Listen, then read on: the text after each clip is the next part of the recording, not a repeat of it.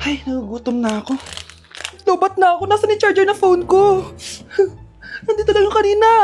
Nay, nawawala yung charger na phone ko. Bakit anak? Ano ba naman yun, anak? Palagi ka na lang may nawawala. Hindi ka kasi naghahanap ng maayos. Eto lang oh. Oh, ano to? Paano nangyari yun? Next time kasi, gamitin ng mata, hindi ang bibig. Oh, Opo, Nay. Nay, biglang nasira tong phone ko. Ginagamit ko pa naman to sa school. Pwedeng palitan mo? nasira yung phone mo? Wait lang. Oh, ito, gamitin mo. Luma na to Bilan mo na lang ako ng bago, Nay. Naku, tigil-tigilan mo ako dyan, anak ha. Pinang-strap ko lang naman yung luma mong phone. School ka pa nalalaman dyan. Sorry. Sige, okay na to. Nay, nakailang tinapay na ako pero gutom pa din ako. Anak, nakakabitin talaga yun sa breakfast, tapos bitin din sa nutrisyon. O eto, bagong Energen. Mas pinadami na ang cereals nito, kaya talagang mas matagal na ang busog mo.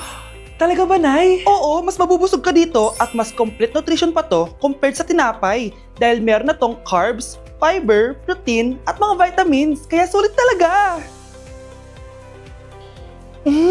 Ang dami nga cereals, Nay. Tapos with milk pa. Ramdam ko na agad yung busog, Nay. Oh, may problema ka pa? Sabihin mo na lahat sa akin. May solution ako dyan. Go, Nay.